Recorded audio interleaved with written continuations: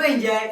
ها اهلا اهلا اهلا اهلا اهلا. دقيقة فيديو بدي اليوم باذن الله بقول لكم اهم 5 اشياء سيئة في المانيا، اوكي؟ ما دائما جيدة جيدة جيدة، خلينا نقول لكم الاشياء السيئة. البيروقراطية، يعني زي ما شفت الاوراق هذا يمكن اكون مروح من الدوام كذا زودت، بس المهم انه اوراق، كل شيء اوراق، لازم تعبي ورقة هنا، لازم تعبي ورقة هنا، لازم تعبي ورقة هنا، تشتري غرض يعطوك ورقتين ثلاث كذا، فشيء متعب متعب متعب. الاوراق بشكل عام والبيروقراطيه شيء يعني يخلي الوقت كل شيء يمشي بشكل ممل وبطيء. تروح لغات هاوس البلديه كمان اوراق، تروح هنا اوراق، تروح البنك والله اعطوك 3 ملفات، والله دقيقة. يعني هذا مثلا مثال بسيط بس كله عشان نطلع كارت واحد، وعد باقي كثير. مثال بسيط، شوفوا هذا كله من بنك واحد، هذه الملفات 1 2 وهنا ورق، شوفوا كم ورق، كله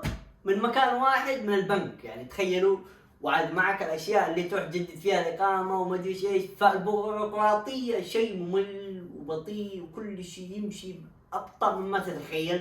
فالبيروقراطيه شيء سيء، وهذه اكثر الاشياء اللي اكرهها انا بصراحه في المانيا، البيروقراطيه. نمبر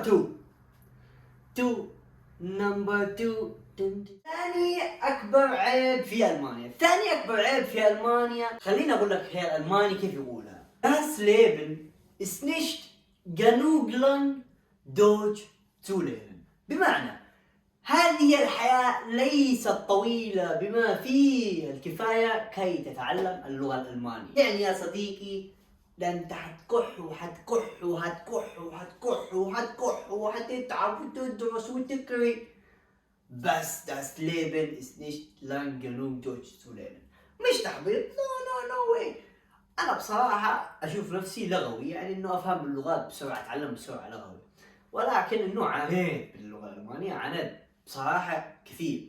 في ناس تعاني أكثر، فأنا أشوف إن اللغة الألمانية صعبة من وجهة نظري. معك الارتكلز دي داس، هذا يقول لك ملاش قاعدة، يعني أنت روح اقرأ عن الموضوع الارتكلز باللغة الألمانية بس كذا دقيقة من وقتك بعد ما تخلص الفيديو هذا، روح اقرأ عنهم وأنت يرجع شعرك زي أينشتاين. ولكن تعلمها، في ناس يشوفوها مش حلوة، في ناس يشوفوها حلوة. بصراحة أنت لما تتعمق في اللغة بتشوفها حلوة إنها صعبة، ولما الشيء يكون صعب والكل ما يستطيع يتحدثه وأنت تحدثه بشكل رائع يبان شكلك فظيع. ولما تتكلم زي الألماني يعني كذا بسلاسة حلوة، ممكن الألمان يندهشوا منك ويحبوك أكثر من العادة. يعني أصلا هم لو حبوا والله ما مجيين. وعلى الرغم من هذا أن الألماني شوف لو تقول له كذا، يعني بس تقول له إيش جيها يقول لك واو أنت تتكلم تمام ألماني، على طول يعطيك. ما بيجا. شوف الألمان يقولوا الصراحة دائما إلا عند اللغة الألمانية. تقول له انا ما اعرف اتكلم الماني، يقول لك بس انت الافضل. فهذه نقطه حلوه بصراحه، ولكن ان اللغه الالمانيه بشكل عام صعبه. النقطه الثالثه هي الضرائب ما بتوسع بهذه النقطه، لانه هذا العيب فيها، انك مش حتفهمها خالص. انت تستلم الراتب والضرائب مسحوبه عليك، هذا اللي سحب منك الضرائب سحبها تمام ولا زود عليك ولا نقص، والله ما تعرف شيء. الضرائب شيء صعب انك تفهم. الشيء الرابع، هذا الشيء عذبني بحبه، حيرنا سنين، خلاني احبه وبعين اليمين، وانا الاحتياطي تحت التجربة. القطارات يا حبيبي دائما متأخرة. النقطة الرابعة اللي ذكرها في ألمانيا إنه القطارات متأخرة شبه دائم، يعني ما تقدر تضمن القطار إنه بيجي في الوقت. يعني مثلا الآن أنا رايح لفرانكفورت، من هذا بركب قطارين، تمام قطار من محطة هذا برلين، بغير قطار ثاني، بنزل من قطار بركب قطار بروح لفرانكفورت. بين برلين القطار برلين وقطار فرانكفورت اللي يوديك خلاص على طول نزلك فرانكفورت فيهم 10 دقائق. انت احيانا وعادك في هذا القطار حق هذا يتاخر 20 دقيقه، وراح عليك القطار الثاني، يعني انت كذا تدفع 20 يورو تقريبا زياده علشان القطار اللي بتفوته. بس ايش الجميل كمان في المانيا؟ هاي ما تقدرش تتوقعها، ان القطارين يتاخروا يا حبيبي وانت مش حتدفع حاجه. فيعني القطارات عندنا في المانيا بصراحه بالذات اللي في السفر مضروبه، ويحتاج انهم يشتغلوا عليها كثير. النقطة الخامسة يا حبايبي، النقطة الخامسة يا سنيور ويا سنيوريتا، تعالوا كذا.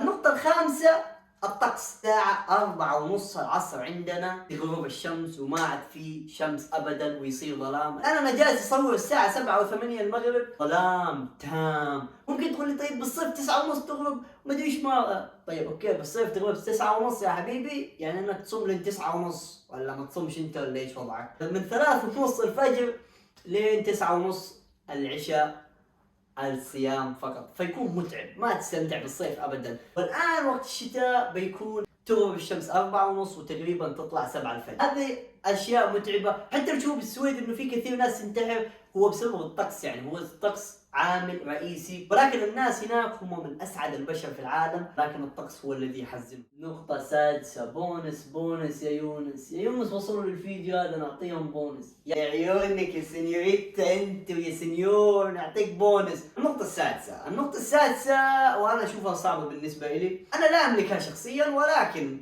تربية الاطفال في المانيا شيء صعب. ليش؟ اقول لكم قصه حقيقيه. اوكي معايا زميل في الجامعه يحكي لي هذه القصه ويقول لك البروفيسور حقهم عمره 55 سنه تقريبا او 60، يجيهم كذا لابس الكعب وحاط مكياج من صبح الله وانت ما لك خلق تشوفه، ولابس لك الكعب كذا ويجي يقول لك هويتا هابن فيها مش كذا الوضع كذا. فهذه الطريقة انك صعب تربي اطفالك، يعني مثلا لما يكون ابنك في التمهيدي في الحضانة ويكون يدرس عنده اساتذة من هذه العينات يكون صعب الى اخره يعني وانتم فاهمين. فهذا شيء مش حلو انا اشوف تربية الاطفال هنا. وايضا الان بيخلوا الحشيش مسموح فوق سن 18 والخمر مسموحة فوق سن 16 وما تقدرش تمنع ابنك. تربية في البيت اوكي تربية في البيت، بس انت كمان ابنك لما يكون في برا البيت 8 ساعات ويرجع يخرج بالعصر 4 ساعات، يعني ابنك معظم اليوم مش عندك ونايم في البيت 8 ساعات،